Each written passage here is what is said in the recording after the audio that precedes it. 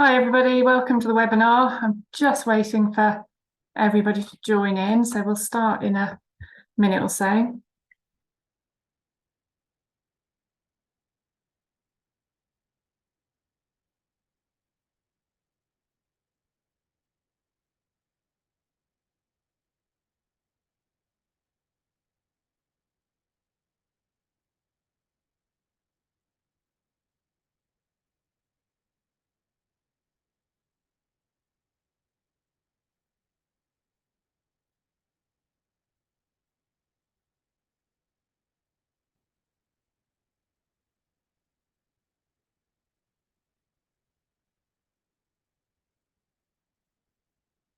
Excellent, lots of people with us today, so I shall crack on. Welcome to the latest in our House Percival Housing Snapshot webinar series. Now, we've been doing this for just over a year now, so this is kind of our belated anniversary edition, and it's also a bonus edition. You've got us for 45 minutes today because we wanted to cover the very hot topic of changes to shared ownership rent reviews that were announced earlier this month. Here's our lovely specialist social housing, property and housing management teams. So for today's webinar, you've got me, Estelle Corner, head of the social housing team, and JP, legal director. A couple of things to cover off before we begin. There's going to be an opportunity to ask questions at the end, so please put any questions in the Q&A box as we go along. And if you have any technical difficulties, we'll try and help you if you put a message in the chat box. So what are we covering today? Back to affordable home ownership. And first of all, as I say, I'm going to be looking at changes to shared ownership rent review that were announced earlier this month. And then JP and I will be going back to basics on leasehold reform. We'll be talking about what leases are, why some people describe leasehold as toxic, what proposals are for reform, including a look at common hold. And also we're going to be looking at yesterday's announcement from the Housing Minister about the latest reform plans. First of all, those recently announced changes to shared ownership rent reviews. So I've got a little quote up on there from the policy paper that was published on the 12th of October. So the government suddenly announced that rent increases for new shared owners would be changing to CPI plus 1%. And I think it's fair to say that this was news to pretty much everybody in the sector. The policy paper on the website gave the impression that the change was immediate, but later that day, Homes England did update the capital funding guide with a bit more detail. So it turned out it wasn't immediate. We didn't really need to drop everything and go away and change all of our shared ownership leases straight away. So what has been changed? The basis of rent review in new shared ownership leases is changing from RPI plus 0.5% to CPI plus 1%. There's also been a change to the minimum rent review. So where you've got a CPI rent review, the rent will not increase at all if the CPI index is minus 1% or lower. Why did the government make this change? Well, what they said in their policy paper was that it was really to align different rent reviews. So that does make sense. It does make sense that for housing associations, you're using the same index to increase your social rents and your affordable rents, as well as your shared ownership rents. But of course, where that falls down a bit is that you're still going to have RPI rents in older shared ownership leases and any other weird rent reviews in some of your legacy shared ownership. So things aren't going to align for some time. The government has also previously said it's committed to phasing out RPI as a measure of inflation because it is so outdated. And a bit of background on that. So the retail price index and the consumer price index, they're both measures of inflation. They both track a fixed basket of goods and services. And historically, RPI has tended to be higher than CPI because there's a different basket for each index and they're measured, calculated in different ways. RPI is now quite old. It was introduced after World War I, and it's no longer treated as a national statistic because the way it is calculated does not meet international standards. CPI, more modern, launched in 1996. It's accepted internationally and was adopted by the government back in 2011 for kind of social security and public sector pension increases. Now, so the government is committed to phasing out the retail price index, the use of it, because it is an outdated measure of inflation. But when they consulted on that a couple of years ago, it was so controversial that those proposals were parked until 2030. So what leases do need to be CPI plus 1%? As I say, the policy paper that came out made it seem like it was immediate and applied to everything, but actually the capital funding guide showed there was much more nuance in it and transitional provisions effectively. The key on your grant funded schemes is that if your grant funding was agreed after the 12th of October 2023, then you have to use the CPI leases as a grant funding condition. And when we talk about grant funding here, we're also including use of recycled capital grant fund in that. There is more detail in the capital funding guide about what counts as funding being agreed. And I have done a flowchart on that, which if anybody wants a copy of that, let me know after the webinar and I could share that with you. So that's the grant funding side of things. The government has also said it intends for CPI plus 1% leases to be used on Section 106 schemes. And again, the date of 12 October is relevant here for planning granted after that date, again with some exceptions.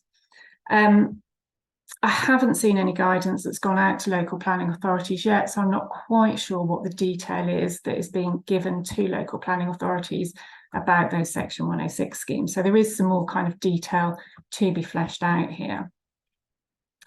The capital funding guide is also saying that RPs should consider using the new CPI leases where it's viable to do so on any schemes that aren't definitely CPI plus 1%. So anything where you've already got funding agreed before the 12th of October, but you haven't got round to actually granting your shared ownership leases yet, you should be thinking about using CPI rather than RPI in those leases. And the capital funding guide also says that you may amend rent reviews in older leases to put in the new CPI rent review provisions where it is appropriate or prudent to do so.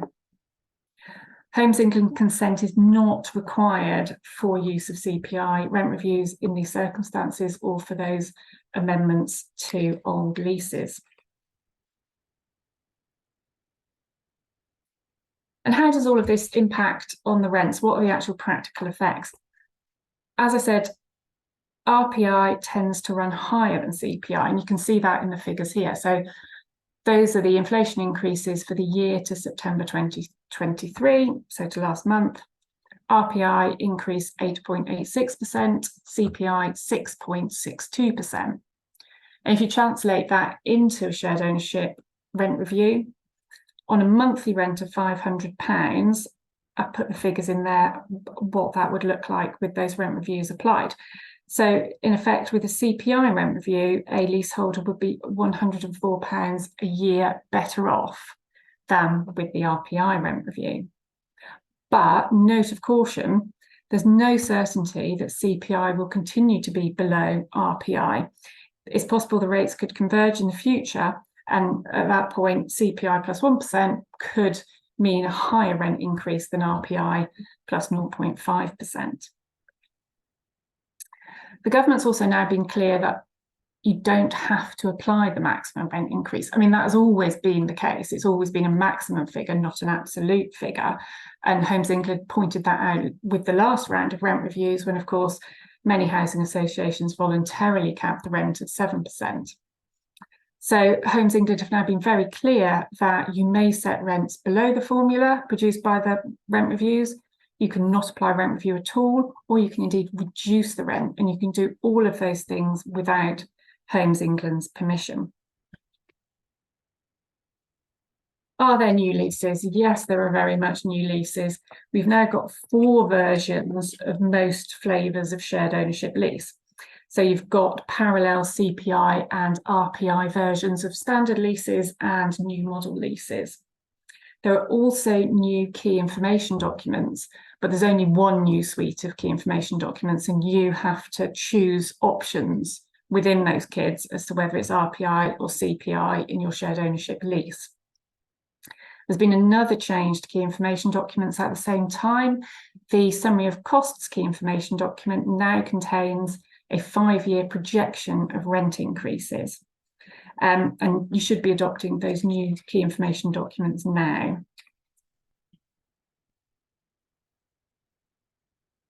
What do you need to do next? I mean, this in some ways is a really small change, but at the same time, it's got an impact across the whole organisations for RPs.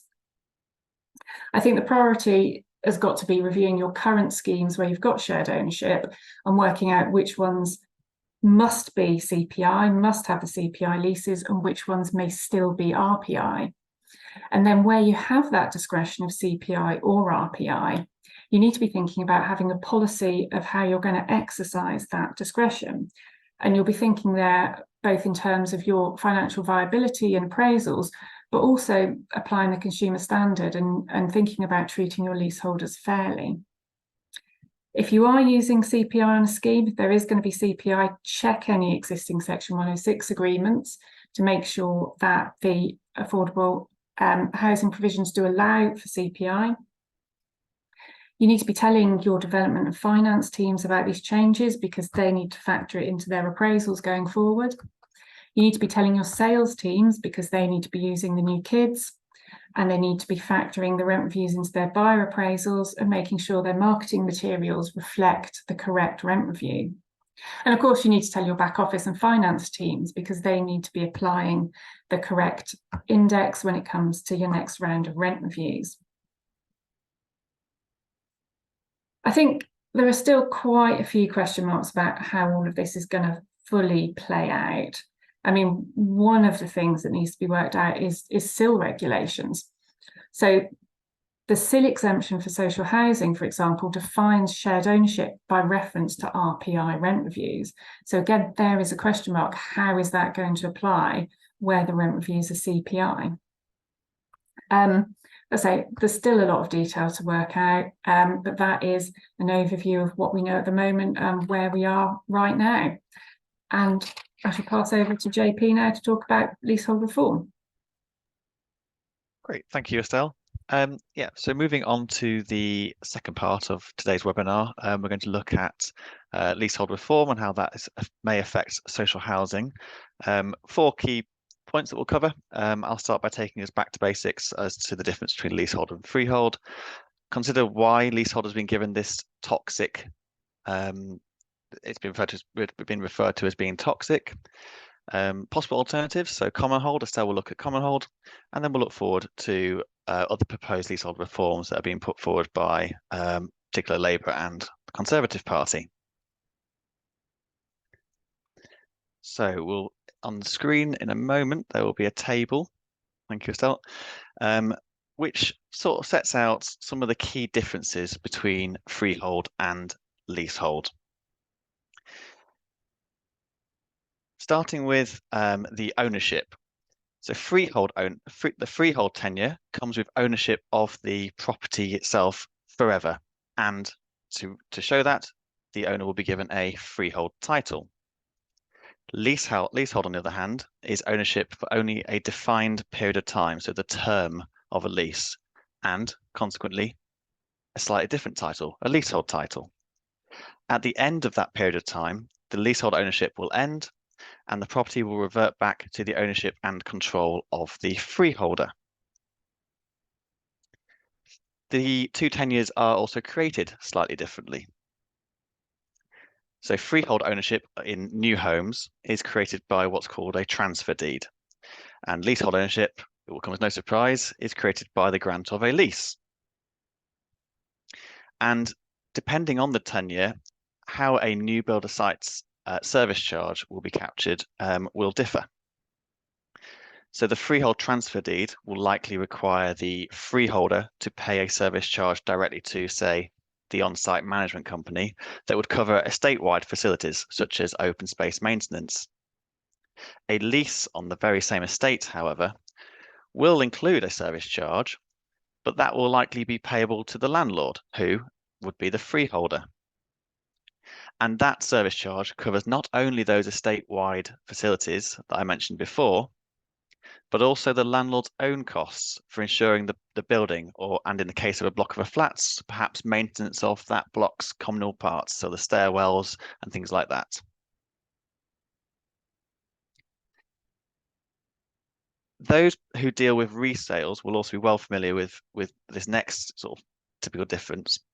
But when a freehold property is sold, and say there is an obligation to pay a service charge, it's often a requirement that the incoming purchaser will need to enter into a deed of covenant, a separate document, with that estate management company. This is because a positive obligation on a freeholder to pay something does not automatically pass to the next owner of that freehold property. If we contrast that with a lease that's been granted after 1996, so what we call a modern lease, those positive obligations do technically pass automatically, and therefore, in theory, a deed of covenant might not be required. But nonetheless, we do sometimes still see this as a specific requirement, perhaps as a fail-safe put in place for the benefit of the management company.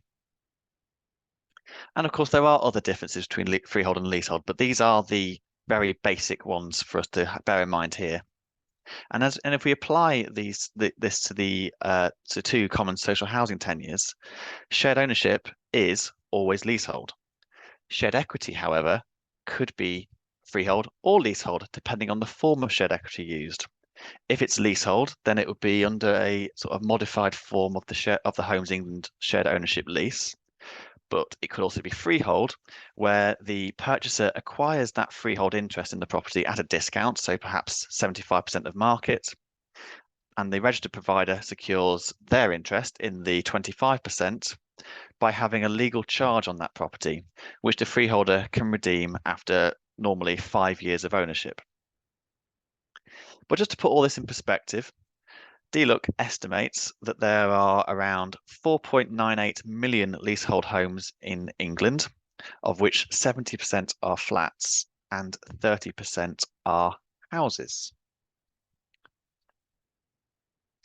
So now we've got an understanding as to the difference in tenures. We now need to look at why has leasehold been given this toxic reputation.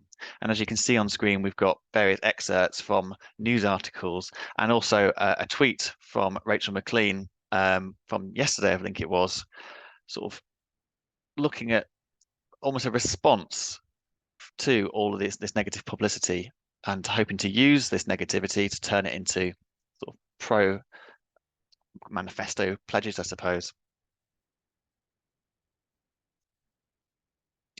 So, what are the grounds for this controversy?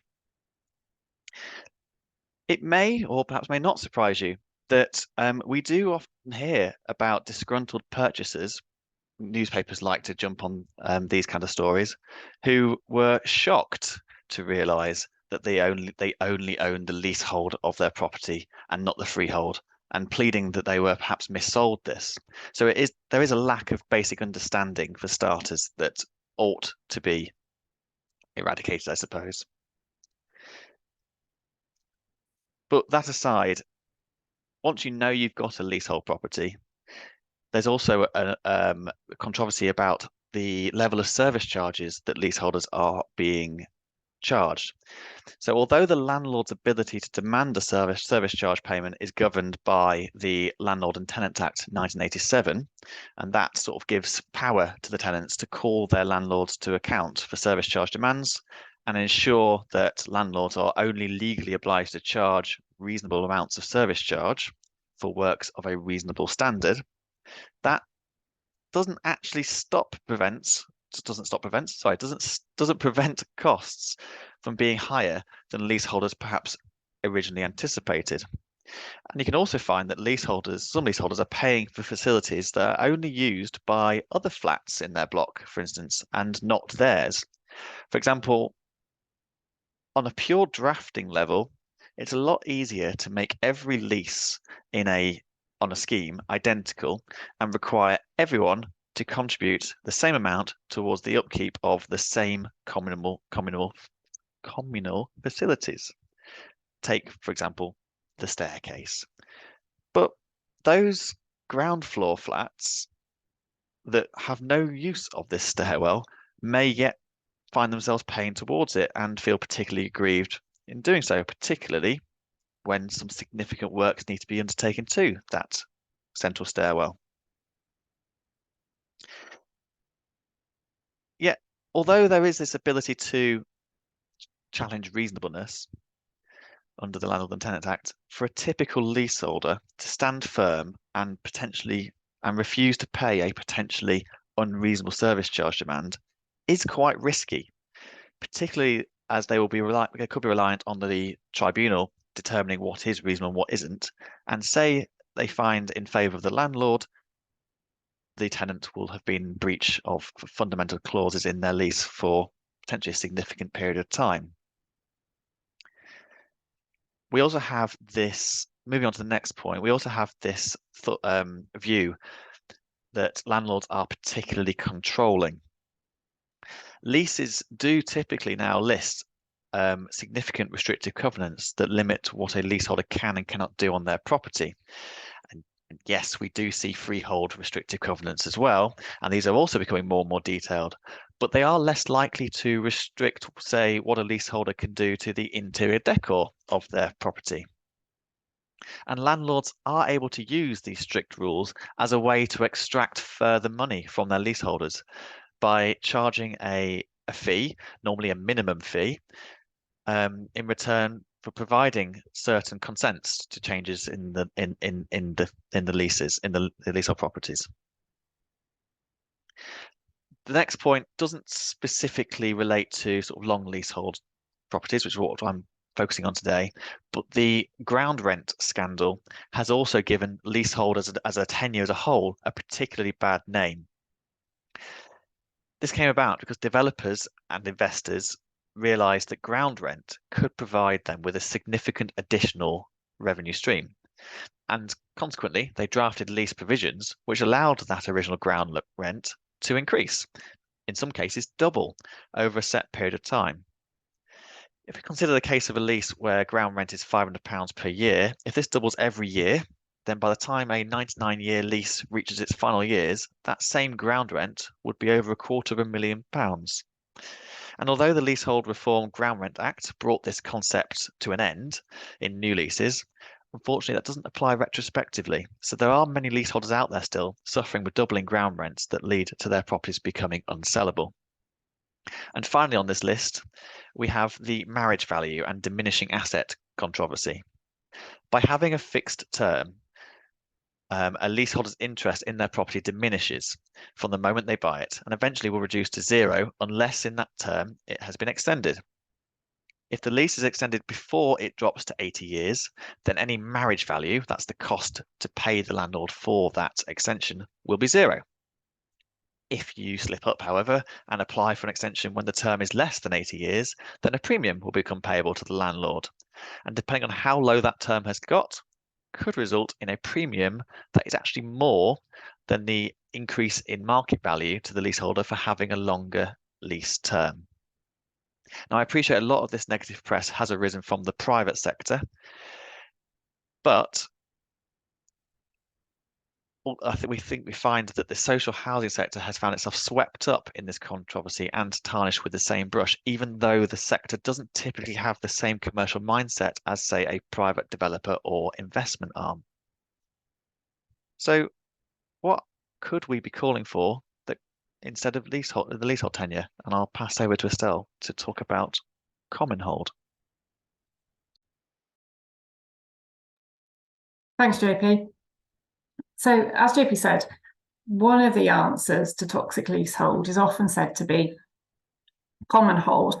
So I thought it'd be quite useful because there are quite a lot of misunderstandings about common hold, because it's mentioned in the press a lot, because your colleagues and your customers might be talking about common hold. I thought it'd be good to give you a sort of a tour of what common hold is, what's good about it, what's bad about it, and ultimately why you can't offer it right now, why it doesn't really work. So common hold in the UK, I should say England and Wales, not the UK, sorry, is equivalent to what's known as strata title in Australia and condominium title in the US. It's been around since 2004 when the Common Hold and Leasehold Reform Act 2002 came into force. That act is supplemented with lots of regulations as well. So it's been around for about 20 years, and there are about 20 Common Hold schemes in England and Wales. And that figure tells you that there is a problem with Common Hold. The basic idea is that owners of each unit, each home in a development, are collectively in control of that development. It can be residential only or mixed use, a mix of residential and commercial units. But in the context of this talk today, I'm only really talking about residential. Interesting fact for anybody based in the east of England, one of the first of those 20 Common Hold schemes is actually in Sheringham, which is a coastal town in Norfolk. So for once, Norfolk was ahead of the curve and not behind it. I've got a diagram up on the screen now to try and explain a bit more about the basic concept and how it works. As I said, this is a residential example, but a Common Hold scheme can also include commercial units. There's three key terms to understand. There's unit holders, the Common Hold Association, and the Common Hold Community Statement. The unit holders are the homeowners in this example, and they could own houses or bungalows or flats, and they will always have a freehold interest, even if their home is a flat. Those unit holders also have a right to be a member of the Common Hold Association. So in the context of social housing and RPs and housing associations, a housing association could be a unit holder and could own one or more units. And they could then grant tenancies of those units. So they could be used for social rent, affordable rent, etc. But, and this is a key problem with Common Hold as it is now, Common Hold cannot work with shared ownership leases. The legislation as drafted does not allow unit holders to grant a lease for a premium or a lease for over 7 years, both of which apply to shared ownership, so no shared ownership. The Common Hold Association, that's the link between the unit holders and the common parts. So the Common Hold Association, it's a company limited by guarantee, and it's the party that effectively takes the role of landlord in leasehold. And the Common Hold Association will own and be responsible for the common parts on a development. So with flats, the structure, the roof, etc. Also any private roads, any drainage, any play areas, any parking courts, that kind of thing. So in some ways, it's much like an owner's management company. Only unit holders can be members of the Common Hold Association. So really, that's where you get to the principle that those unit holders are in charge of their own destiny because they own the company that owns the common parts. You're taking that third-party landlord who's only interested in getting its ground rent and charging exorbitant fees, you're taking them out of the picture. And then this Common Hold Community Statement, that's the kind of the document that sets out the rights and duties of the communities, Common Hold Association and the unit holders. There is a prescribed form, so much of it is uniform, and that's going to deal with things like repairing responsibilities, insurance, alterations, financial matters, the rights of the unit holders, and voting rights. So what are the benefits of this Common Hold structure? Each owner has a freehold lease interest, no leases, leasehold is gone, no more toxic leasehold in this structure, no diminishing asset, no ground rent, no risk of forfeiture for breaching your lease terms. It's a structure that works across houses and flats, so there's no need for separate regimes that JP spoke about before for dealing with your leasehold service charges for your staircases and your structure and your roof and other shared areas on an estate that may be shared by flats and houses. It creates an idea of control and accountability. These unit holders, the owners, they're collectively responsible for decisions on the running, repair and maintenance of their homes and their estate. And it creates consistency. JP was talking about very onerous restrictive covenants, for example, that you can have now in leases. Here, there's going to be consistency. Hopefully it will reduce some of those ridiculous rules that you now see. You'll know what you're getting to a certain extent. So there are lots of good things, but there are also some problems with common hold as it is at the moment. We've seen that it takes away this third-party landlord, but what it doesn't take away is the need to actively manage a housing estate, particularly a block of flats. Those common parts, they need management and repair. Someone's got to fix the lift, someone's got to mend the roof. And in complex buildings, the residents, the unit holders aren't going to be able to do that themselves. They're still going to need managing agents. So you've still got costs to pay. You've still got issues around service quality, managing agent fees. There's also a new element of risk in what happens if the common hold association defaults. Because basically you've now got, rather than the landlord insuring the building, your neighbour might be responsible for putting that building's insurance on risk. What if they forget to do it? What happens if your neighbour, who's the company secretary, fails to lodge the forms at company's house and the common hold association is struck off? So you've suddenly got these risks that are your risks as a homeowner. If something goes wrong, if the common hold association fails to do what it's supposed to do, you haven't really got anybody to sue. There's also the issue of disputes, and you're kind of bringing those disputes closer to home. Again, it's back to what if your neighbour doesn't pay the service charge, the charge for the insurance? You're going to have a dispute with your next door neighbour. And the whole idea behind common hold was there was going to be an ombudsman who would be there to kind of deal with these disputes. But that part of the legislation wasn't enacted. The problem I've also mentioned, no shared ownership, doesn't currently work with shared ownership, so doesn't really work now for many developments. The other big problem, and the massive problem, I think, and why common hold hasn't taken off, is because lenders don't like it. We saw with shared ownership some time ago that in order to make shared ownership work, you have to bring the lenders on board. The lenders have to be involved, and that's how we ended up with the model lease that we've got now. And that's what you need with common hold. If it's going to go mainstream, the lenders need to buy into it. And the other hurdle, perhaps, to making it mainstream is that converting existing leasehold schemes is costly. You've got to buy the freehold and then come up with a whole new suite of legal documents. So there's got to be a real incentive to do that. And talking of incentives, there's no incentive for developers to set up new schemes at the moment, because going back to the lenders don't like it. No developer is going to set up a common hold scheme if they're not going to be able to sell the units, because nobody can get a mortgage. So those are the many reasons why common hold hasn't taken off. So where do we go next? This is our housing minister in May, committing again the government to saying they are going to bring forward reforms to the common hold system. Flat owners and developers will have access to a viable alternative to leasehold. And she talks here about the Common Hold Council, which the Conservative Party did set up in 2021. Though, according to The Guardian a month or so ago, they haven't met since April 2022. So question where that's going. But the purpose of the Common Hold Council was to look into common hold properly, to try and find ways to reinvigorate it, to try and find ways to get lenders and developers on board. And Rachel McLean has also said in Parliament in this same session, she did admit that this is a fiendishly complicated area, and it is. And this isn't a quick fix. It really needs to be thought through properly. It's a complex area of law. It's been developed over many years. If you're going to change it, you've got to do it properly.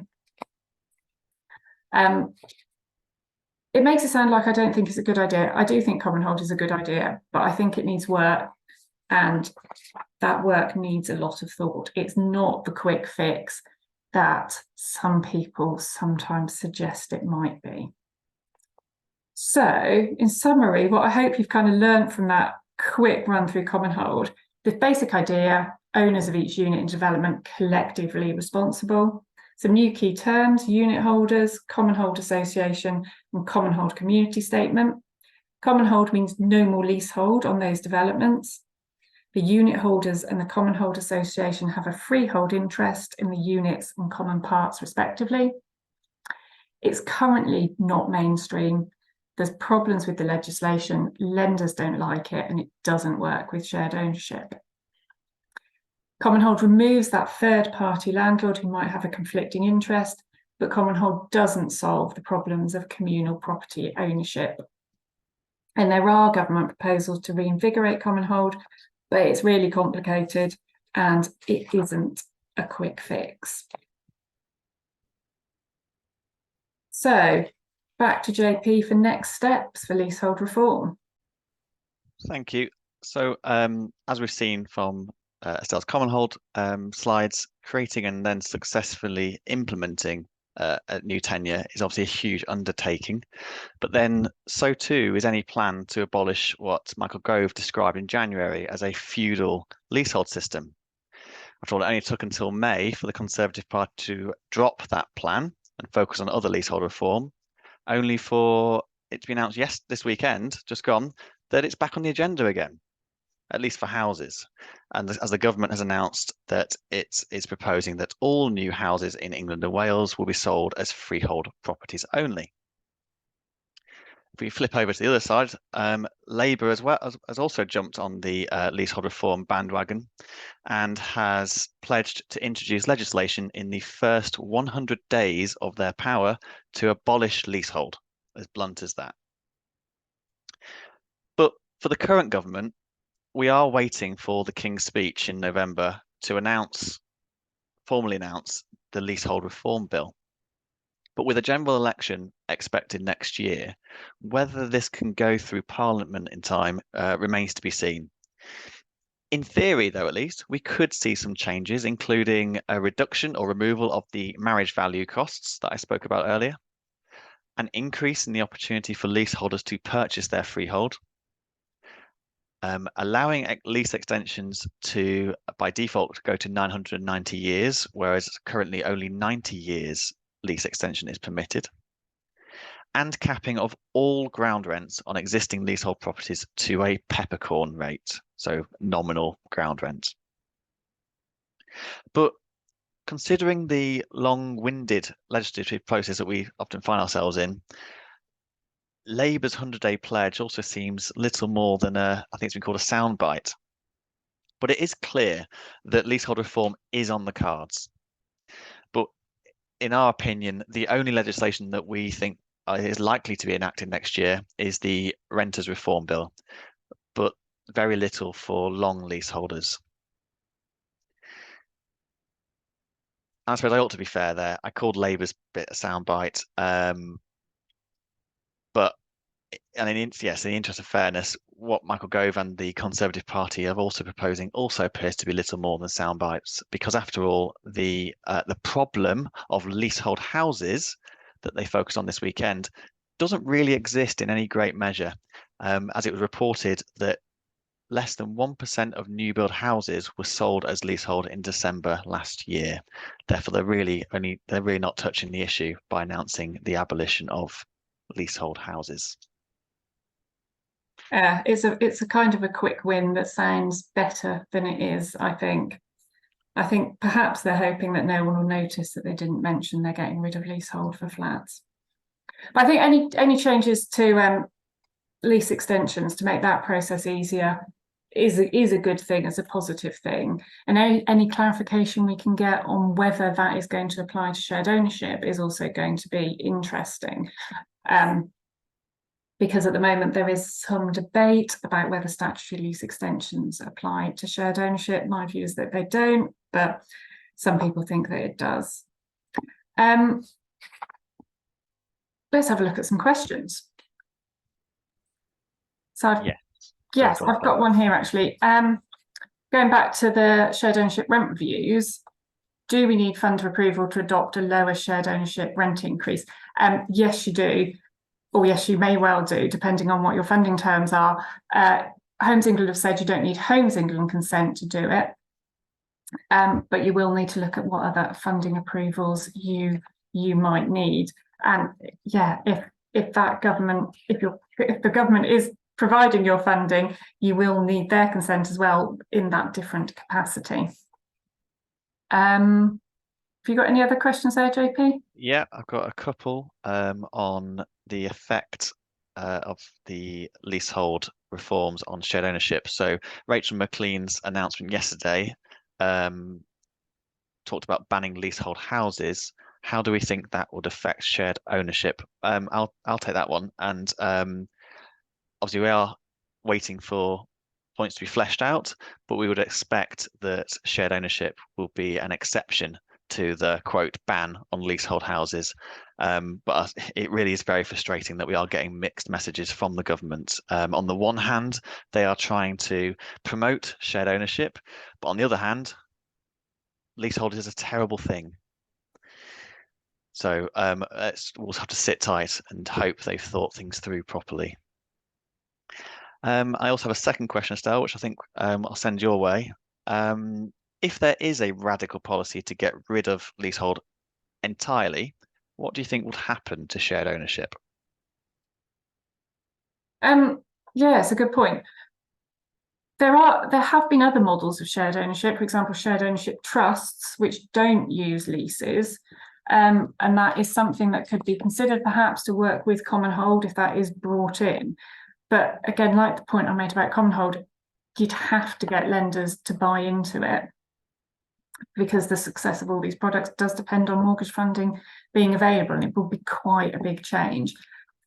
Maybe if common hold is brought in, there will end up being an exception for shared ownership leases, to allow shared ownership leases to be created under a common hold system. But again, like JP said, you end up with the mixed messaging. Leasehold is bad unless it's this particular type of leasehold.